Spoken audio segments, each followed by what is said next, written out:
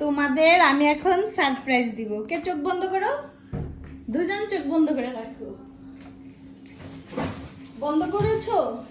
দেখবা না কিন্তু, দেখলে আমি দিব না, ঠিক আছে? মার কথা শুনবা এখন থেকে। চোখ বন্ধ, চোখ বন্ধ, হাত ধরো।